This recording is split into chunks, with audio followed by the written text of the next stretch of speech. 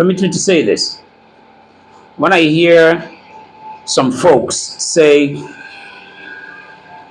church is in the heart, you don't need to go to church, just stay in your house, read your Bible, and pray and all that.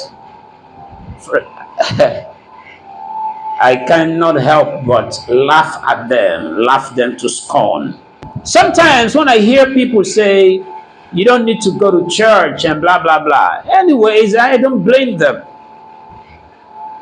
It is because where they attend, where they call church,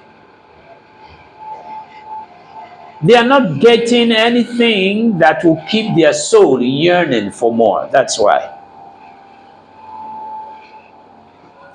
You can read the Bible again and again until you meet a man that is gifted with unction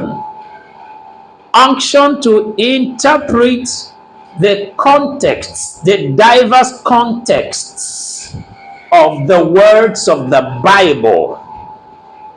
Such a person will continually get confused. So that's why a lot of people read the Bible and then they get more confused. The Bible is supposed to enlighten a man. But when you read the Bible without understanding,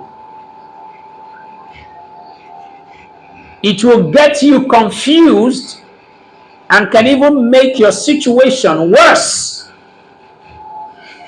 That's why Paul warned. It's a warning. 2 Corinthians chapter 3 verse 6.